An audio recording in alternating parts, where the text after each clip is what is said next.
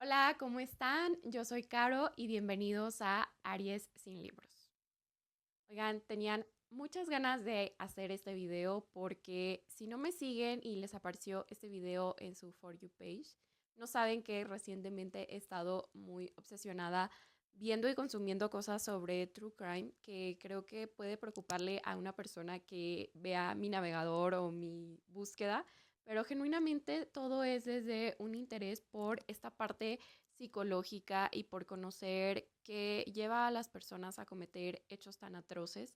Siempre me ha llamado la atención, pero recientemente se han dado casos o situaciones en los que me veo involucrada para investigar más y descubro que hay contenido y empiezo a verlo.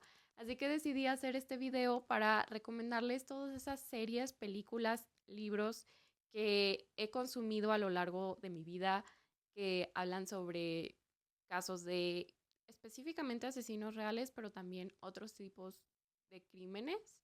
Y para que también ustedes, si consumen este tipo de contenido y si les gusta, dejen sus recomendaciones en los comentarios, porque siento que apenas voy empezando, aunque haciendo retrospectiva sé que desde siempre me ha llamado la atención este tipo de cosas, entonces sí. Vamos a empezar con los podcasts que a mi punto de vista tienen mucho tiempo de existir este tipo de contenido que es una persona contándote sobre algún caso y te inserta como tal las imágenes, entrevistas y así, pero recientemente ha tomado como más peso, creo yo, y encuentras muchos espacios donde te hablan de diferentes puntos, desde lo psicológico, con toques un poco más relajados, de humor, o simplemente que te exponen la situación y ya tú sabes de qué manera tomarlo.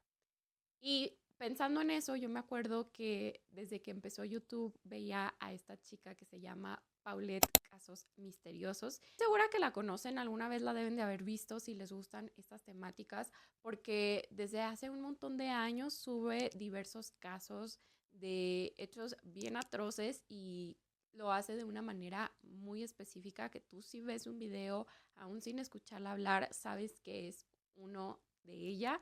Creo que también ya tiene un libro y siendo bien honesta, tiene un montón de tiempo que no la veo. Todavía estoy suscrita a su canal y de repente me aparecen sus miniaturas, pero me gustaba mucho la forma en que desarrollaba todo lo que investigaba. Creo que siempre se mantuvo muy neutra y añadía información que yo a lo mejor no conocía y que en el momento me parecía muy interesante.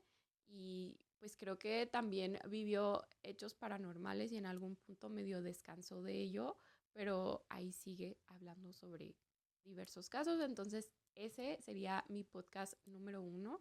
Sé que en el Inter he visto otro contenido de más personas hablando sobre asesinos y sobre este tipo de hechos, pero no tengo a nadie muy presente, así que nos vamos a brincar un poco más a la actualidad, en donde sí he estado consumiendo de forma más constante este contenido y digamos que de forma muy reciente. Primero está Relatos Forenses Podcast, que es este chico que invita a varias personas especialistas a hablar sobre temas de interés, no solo de crímenes, sino como forenses y personas que están involucradas en catástrofes o en hechos muy feos que te cuentan su experiencia de trabajar detrás de todo esto y pues también aportan y desde su área te dicen cuáles son estos elementos. Hace no mucho vi el de una persona que es parte de los rescatistas para los sismos y nos cuenta cómo fue todo su proceso y todas estas historias que hay alrededor de almas en pena y personas que pues no logran sobrevivir a las catástrofes y que luego pueden ver en los escombros y así. La verdad me gusta mucho cómo él es muy respetuoso con los invitados, deja que expongan todas sus ideas, no los interrumpe y pregunta con curiosidad genuina, pero también desde su conocimiento.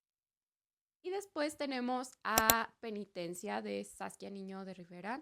Yo sé que ella tiene muchísimo alcance, ella tiene un ratito creando este podcast que básicamente consiste en ir a entrevistar a personas privadas de la libertad para conocer su historia de vida y un poco ver qué fue lo que los llevó a cometer los hechos que cometieron y quitarles un poco ese estigma de solamente son criminales y darles como todo este fondo de cómo es su vida y las cosas que tienen que pasar. La verdad es que viendo sus episodios he podido como comprender más y me ha hecho empatizar y sufrir con varias personas que han tenido situaciones súper terribles, súper duras de vivir y que para ellos la única salida es generar más violencia. La verdad es que empecé desde el episodio 1 y he estado viéndolos un poco en orden y de repente me llaman la atención más unos que otros. Está este caso particular que les voy a dejar por acá la foto, que tiene como 2 entrevistas con él y ya tiene un poco más de familiaridad con esta persona que está condenado a cadena perpetua. Y hay otros casos que de verdad me han revuelto el estómago, pero que también me han conmovido y es una sensación bien extraña. No sé qué tanto me gusta de repente la manera de Saskia de llevar las entrevistas, pero creo que también les da mucha libertad de hablar y de exponer todos los hechos y que ya tiene también ella mucha experiencia y sabe en qué momento presionar para obtener más información y se pone de una manera bastante amigable con las personas para que confíen en ella. Entonces, el trabajo que hace realmente me gusta, además de que tiene acceso a personas que han tenido casos mediáticos y que todo el mundo conoce. Todavía no he llegado, por ejemplo, al del Mocha Orejas, pero están diversas figuras mexicanas, porque cabe aclarar que todos son mexicanos, que te sorprende verlos y que escucharlos hace que pues te cuestiones qué tanto sabías sobre su historia o no. Hace poquito también escuché el de esta mujer y wow, ¿no? Porque fue denominada como la narcosatánica y desde su punto de vista y su experiencia, pues fue otra, ¿no? O sea, ella hizo cosas sí muy terribles, pero no al nivel al que lo vendieron los medios de comunicación y también la pasó fatal porque desgraciadamente en su podcast he descubierto, o no descubierto, sino que me he hecho más consciente del sistema de corrupción tan horrible que existe en México, en la justicia, en seguridad, en un montón de áreas. Y acá es una prueba de cómo está tan podrido el sistema, porque en cada uno de los casos siempre hay irregularidades, hay violencia hacia las personas detenidas, no se lleva el debido proceso, hay un montón de cosas bien atroces, entonces creo que sí vale la pena darle una oportunidad a este tipo de espacios para tener un panorama más amplio, no justificar a las personas, pero sí entender que no todo es blanco o negro y que no se puede revictimizar tampoco. No sé, es muy, muy complejo, entonces esa sería otra de mis recomendaciones. Recientemente he estado hablando del tema, pues ya también recibí una recomendación directa de mi amiga Nan, que me comentaba que existe este podcast que se llama No salgas de casa, que es llevado por 2 amigas desde hace ya un buen rato, 2020, donde básicamente se cuentan entre ellas este tipo de hechos y de casos que han sido mediáticos en todo el mundo. Apenas llevo 2 episodios porque me acaba de hacer la recomendación, pero definitivamente sí me gustó y sí planeo seguirlo escuchando, sobre todo porque es una versión más ligera y más llevadera con mi personalidad que este podcast que es muy similar y que supongo que ya todos conocen de Leyendas Legendarias, que en lo personal no comparto ese humor y no me gusta y no puedo, o sea, intenté en algún punto ver como 2 episodios y fue suficiente, no, no puedo. Y ellas tienen un ambiente más ligero, también un toque de humor, pero siento que no traspasan la línea, al menos en los podcasts que he escuchado, que son los 2 primeros. Y creo que voy a quedarme escuchando más porque ya vi que tienen un montón de casos que han sido muy constantes y que lo hacen de una manera muy relajada y que también van metiendo como otro tipo de temas para aligerar como el ambiente. Ahora, sobre series o documentales que he visto. Tampoco es que sean muchos porque no soy una persona muy de series o documentales, pero tengan por seguro que si veo algo referente al tema, va a estar la espinita de querer consumir la serie o el documental y en algún punto lo voy a hacer. Es el caso perfecto para hablar de Jeffrey Dahmer, esta serie que estuvo muy popular hace un par de años. La música fue como muy clave para que identificaras que se estaba hablando de esta serie y algo que me pareció muy adecuado a mí fue toda como la parte visual y todas esas escenas y la forma, la fotografía en sí de la serie. Creo que transmite muy bien la vibra de este personaje que fue un asesino en serie bastante peligroso y, ay, no sé, o sea, me acuerdo de ciertas escenas y de ciertas cosas y sí me da escalofríos. Me acuerdo que eso la vi en unas vacaciones y estaba muy, muy entretenida con la historia. Así que esa sería mi primera recomendación en cuanto a series. Algo parecido me pasó con la de Ted Bundy, que es Durmiendo con el asesino. Sé que hay un montón de adaptaciones sobre Ted Bundy. Hay unas series que van en torno a lo más serio, películas que tienden a ejemplificar solo lo que pasó y ya. Esta es un poco más como ligera de alguna manera, está protagonizada por Zac Efron, porque hace mucho la alusión a que era una persona atractiva físicamente y que eso le permitió tener como a tantas víctimas. Me gustó, siento que no lo suficiente como para querer ver más al respecto o clavarme en investigar su caso. Simplemente la vi y pues ya está. Entonces, no sé, si ustedes han visto alguna otra adaptación de este caso, también me gustaría que me la recomendaran, porque sé que hay varias, que hay uno que es sobre las cintas, me parece, y esa no la he visto. O sea, que te toma más a lo real, que creo que es algo que me gusta del contenido que sea que se basen mucho en lo que realmente ocurrió sin meterle mucho drama o sin hacerla que se sienta como falsa. O sea, entiendo que hay huecos que llenar, pero hay veces que abusan con el humor o con otras cosas que te distraen del hecho principal de conocer estas historias y principalmente darle foco a las víctimas, porque muchas veces este tipo de contenidos se llevan a el morbo y se llevan a de alguna manera esa admiración que se ha creado por los asesinos y los criminales y se pierde la idea de que son personas que dañaron a otras personas, que hay familias afectadas, que hay un montón de cosas detrás y a las personas se les olvida cuando las cosas se vuelven como tan mediáticas. Entonces, díganme qué otra serie me recomiendan en torno a ello. Después está este documental de El caso Asunta, que yo me acuerdo que cuando estaba pasando esto en tiempo real, yo era muy chica, pero mi mamá estaba obsesionada con saber qué era lo que había ocurrido con Asunta, una niña que fue adoptada por españoles y era ella asiática y de repente desaparece, después la encuentran sin vida y no había como una claridad de sospechosos hasta que años después se determinó que los padres tuvieron que ver o estuvieron implicados. Entonces, después de mucho tiempo que yo perdí la pista como de este caso, que no supe cuál fue la resolución o cuáles fueron las motivaciones, me encontré con este documental y me puse a verlo y wow, creo que está muy bien seleccionado el cast porque se parecen a las personas de la vida real.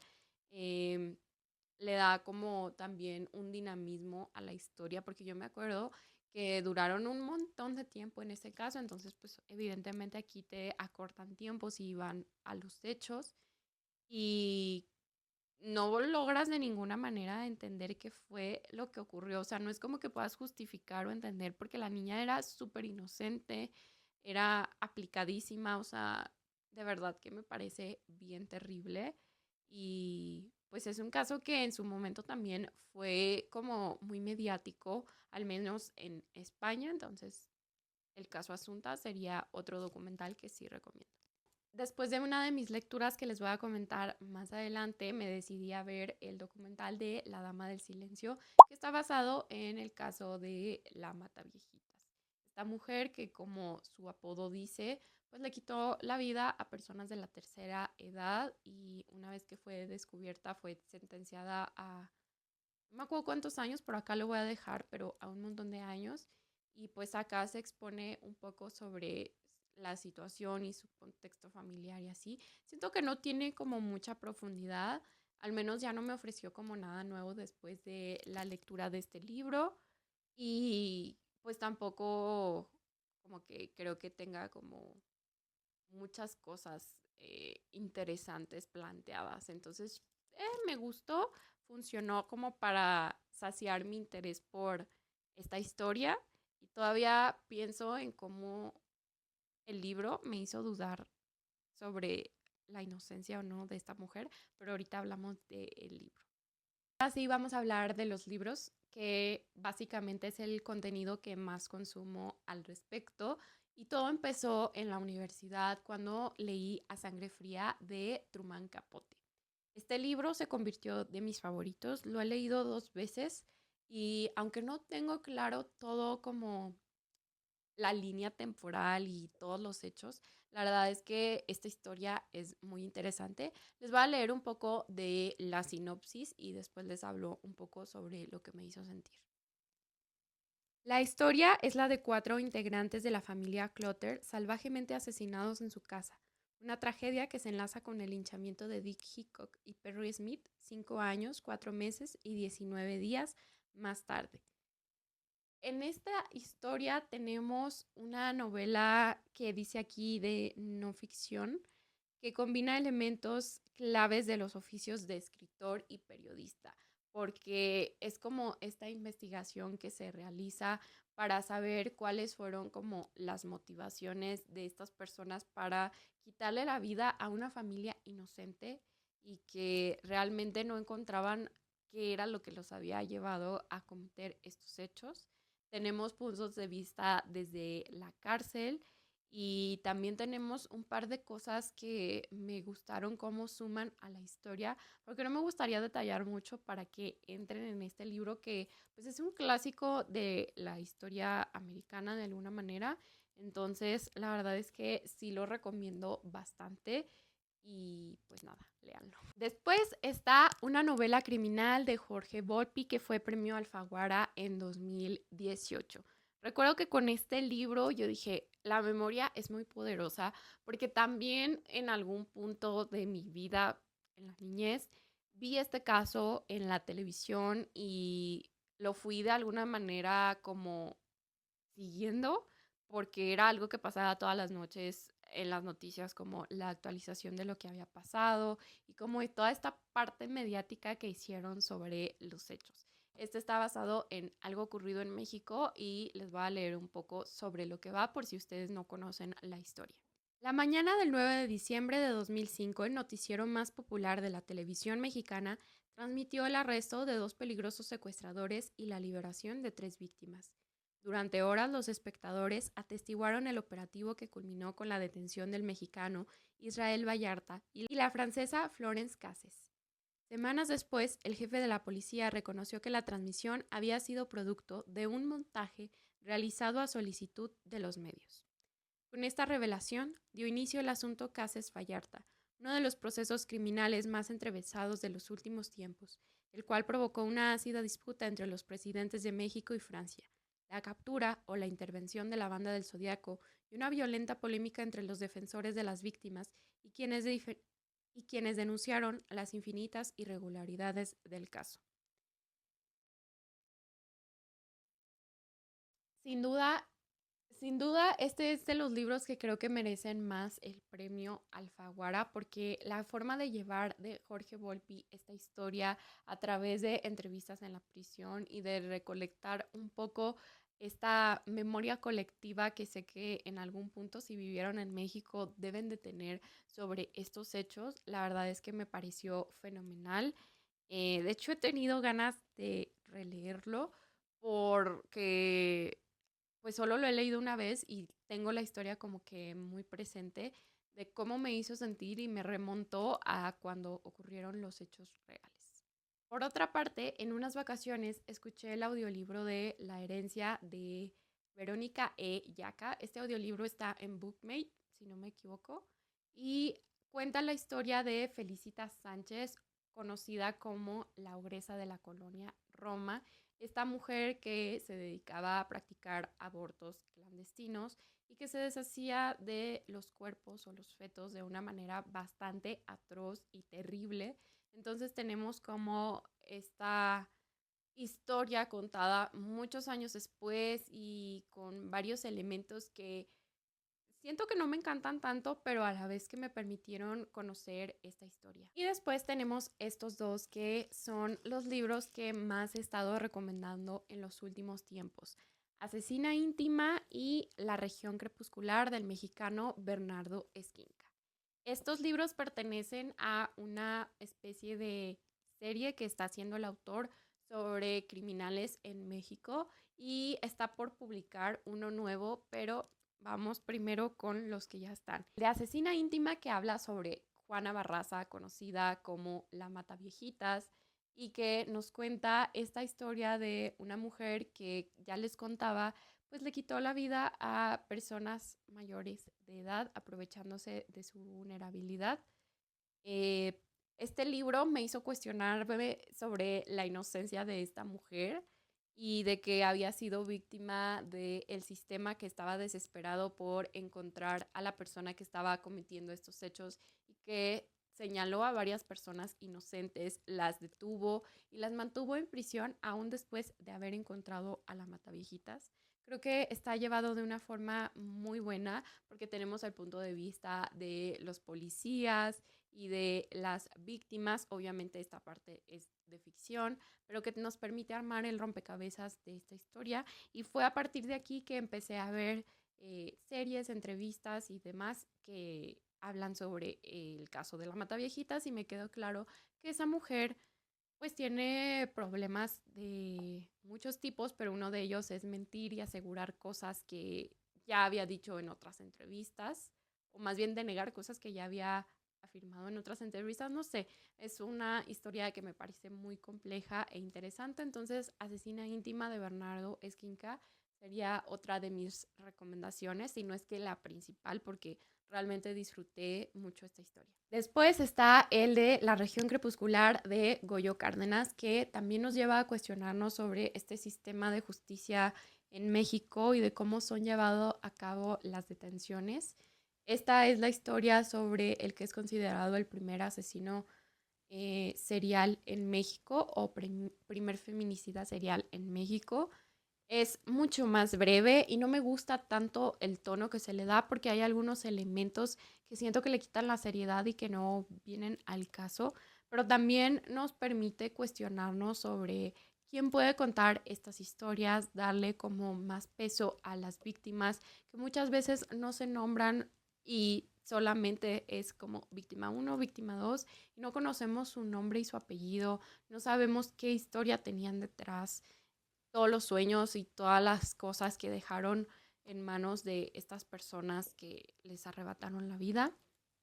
Entonces, me parece como una manera muy buena de plantearlo del autor, sumado al hecho de que otra vez nos pone en esta idea de que se le ha dado esa figura a los asesinos seriales de admirarlos y de querer como seguir sus pasos y cosas bien desagradables que hace que las personas se pongan como fans de personas tan terribles. Eh, Acá nos cuenta cómo este hombre, ya estando preso y en situaciones como tan terribles, logró ser como una figura reconocida en México y dentro de prisión tenía un papel importante como de líder de su área de psiquiatría. O sea, terrible. Cuando salió fue aplaudido en la Cámara de Diputados por considerarse que era un caso de éxito de reinserción social. Fue abogado, ayudó a más criminales a salir de la cárcel. No sé, me parece bien complejo y en este sí me quedé con ganas de que se desarrollara más su historia y me puse a buscar muchos podcasts y muchas cosas para poder como cerrar esta historia. pero lamentablemente por los años en los que ocurrió tampoco es que haya mucho material nuevo o que tengan mucha información extra, pero wow con este libro. Algo que olvidé mencionar es que también se tocan otros asesinos o figuras relevantes de la época y acá también aparece Felicita Sánchez y otro personaje que no me acuerdo cómo se llama, que también cometió diferentes hechos delictivos. Literal, ayer acabo de terminar de leer Las muertas de Jorge Ibargüengoitia, un libro que está basado en las asesinas seriales mexicanas denominadas como las Poquianchis, que lo particular en esta historia es que eran mujeres a cargo de burdeles y que las víctimas fueron las prostitutas de estos burdeles. Es una historia que no tenía el conocimiento y que apenas siento que voy a indagar un poco más, porque si bien este libro nos presenta la historia, pues está ficcionalizado en su mayor parte y muy apenas si tienes como los elementos clave o base de este caso, porque sé que fue mucho más atroz, que hubo muchas más víctimas y que no es como de la forma tan inocente que se siente aquí, que todas fueron como a causa de, sino más bien que pues provocaron la muerte con mucha intención de muchas mujeres que tenían privadas de su libertad porque no estaban ejerciendo este oficio de manera consensuada. Y wow con este libro. Está fragmentado de una manera extraña, tampoco me gustó mucho la forma en que lo cuenta, pero Jorge también es una figura como muy clave, es un autor como muy reconocido, mexicano, que nunca había leído, entonces este primer acercamiento me gustó. Y quise leerlo porque aparte Bernardo Esquinca les contaba que va a tener esta serie de casos y compartió en la FIL Guadalajara del año pasado que el nuevo libro iba a ser sobre las Poquianchis. Entonces quería tener como esta documentación previa. Ahora me falta ver como podcasts y episodios donde se menciona el caso con más profundidad y a más detalle, porque lo que estuve leyendo ya en Wikipedia, pues la verdad es que hubieron un montón de víctimas y todo estuvo también súper manchado por pues las injusticias y por la corrupción que siempre ha existido desde entonces. Entonces, pues nada, esa fue una de mis últimas lecturas y precisamente como todavía tengo esa espinita de conocer más sobre diversos hechos, pues les voy a platicar de libros que de alguna manera abordan el true crime y que quiero leer, pero todavía no he hecho. El primero que tenemos es Murder Habilia, que como pueden ver todavía está empaquetado. Y es un libro que me mandó la editorial y que básicamente nos cuenta la historia de crímenes a través de 100 objetos. No lo he abierto, pero lo voy a abrir acá para que veamos su interior, pero la verdad me parece bastante llamativo la forma en que está planteado.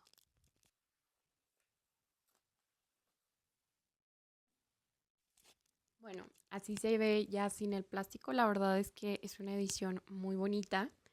Y por dentro tenemos así, cada caso como numerado o cada objeto más bien y con la descripción sobre el caso.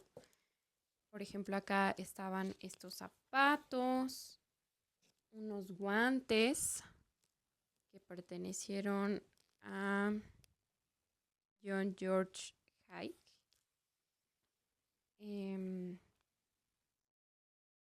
Mensajes escritos con un lipstick.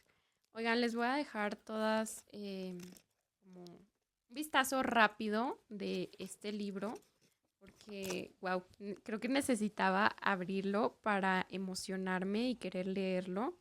Viene acá el índice, entonces se los comparto y pues viene acompañado de todas estas fotos. La verdad es que creo que esta va a ser de mis próximas lecturas, les digo, no lo había abierto. Me intimida un poquito que esté en inglés, pero espero que no sea muy difícil de comprender para mi nivel de inglés. Lo que les parece, ¿no? O sea, contada la historia a través de 100 objetos clave en crímenes. La fabricación de Ricardo Rafael es este libro que recién se publicó y que nos cuenta lo siguiente. La madrugada del 12 de julio de 2005, un joven empresario desapareció en extrañas circunstancias en la Ciudad de México. Este libro es sobre el caso Wallace y todo lo que se descubrió después de que se supo que fue la madre de este joven que orquestó y montó todo este show mediático con ayuda de autoridades para poder proteger a su hijo del narcotráfico.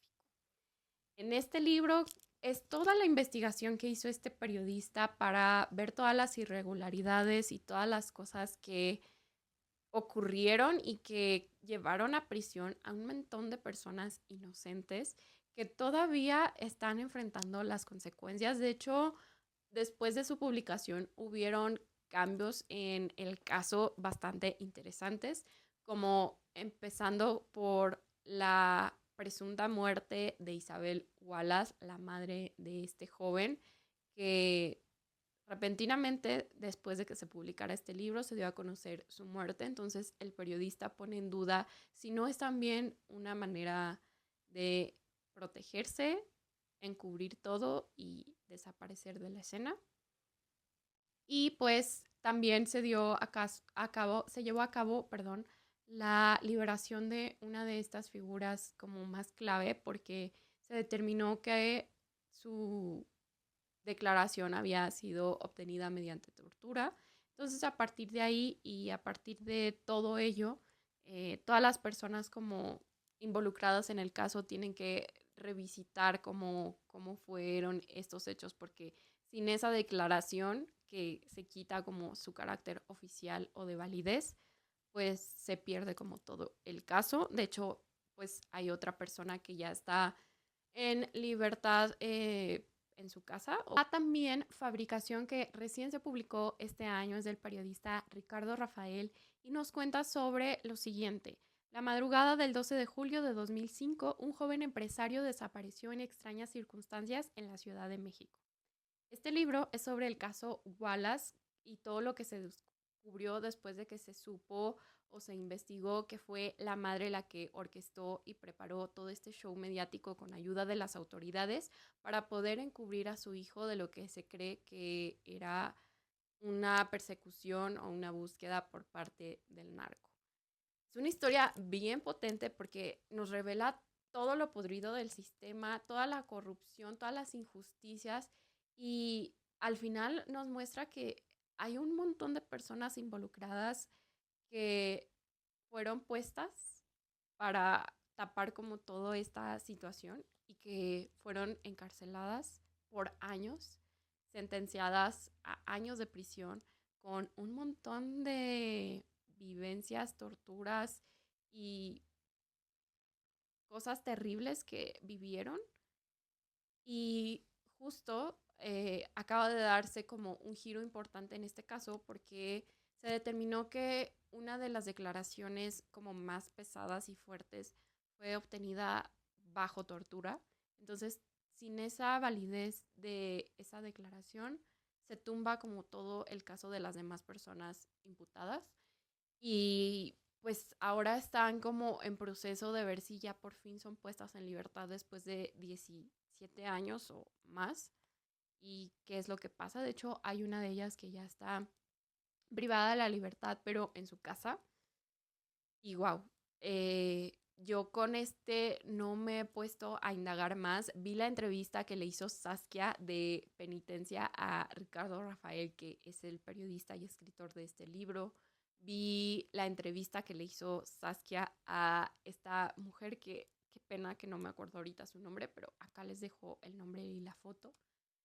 Y pues también vi esta otra parte de que en su momento mucha gente, incluida Saskia y medios de comunicación y un montón de personas, pues le dieron el poder a Isabel Wallace por llevar a cabo esta organización de Alto al Secuestro. Le dieron su admiración y reconocimiento a una mujer que después se descubre que cometió un montón de atrocidades a través de otras personas, pero que al final con su poder y bajo su dirección lo hicieron. Y que justo después de la publicación de este libro, esta mujer desaparece, bueno, se declara que muere de una forma bastante repentina y misteriosa. digamos que sin previo aviso, bajo unas complicaciones de salud. Y el periodista Ricardo Rafael pone en duda que esto sea real, porque le parece mucha coincidencia que su libro, que revela que es un caso cargado de irregularidades, injusticias y corrupción, se publicara y días después ella dijera, ya me morí. Bueno, su gente, ¿no? Es muy interesante, les digo, me parece bien triste ver que vivimos en un México y en una sociedad horrible. Cada vez que me acerco a este tipo de casos, que he escuchado lo de Saskia, que he visto cómo es que justo la sociedad tiene un papel importante para que este tipo de cosas sigan ocurriendo, pues la verdad es que sí me pone como triste y sí me abruma. Y creo que también es una buena forma de decirles que si ustedes no soportan este tipo de historias o que si de alguna manera les llama la atención, pero empiezan a ver que no se sienten bien, que les abruma, que se sienten paranoicos, que detona sentimientos muy negativos, paren de consumir ese contenido. Yo he estado intentando como mezclarlo con cosas más ligeras que hagan que mi mente se distraiga y después retomo. Todo esto que les he mencionado lo he leído como de forma más espaciada. Los podcasts sí los he estado viendo de forma más seguida, pero tiene un par de días que ya descansé y que aunque me gusta ver la psicología detrás de todo, pues también es una realidad que sigue muy presente y muy latente, entonces no es tan fácil. Entonces sí les recomendaría que todo esto que les acabo de recomendar y de lo que les acabo de hablar, lo consuman con mucha conciencia, conciencia de que puede detonarles sentimientos negativos, de que siguen ocurriendo estas cosas y que de alguna manera si vemos a alguien en una situación vulnerable, violentado, podemos hacer algo o no, pero eso ya lo determinan nuestros contextos. Entonces sí, es mi forma de decirles que tampoco es como un contenido que se disfrute propiamente, es pesado psicológicamente, emocionalmente, porque muchas veces escuchas cosas súper atroces de lo que hacen las personas a otras personas, o sea, seres humanos dañando a otros seres humanos por dinero, por placer, por mil y un cosas. Y pues sí, sí te triggerea y sí te asusta. Muchas gracias por ver. Recomiéndenme en comentarios sus libros, películas, series basadas en hechos reales. Los estaré leyendo y nos vemos en otro video.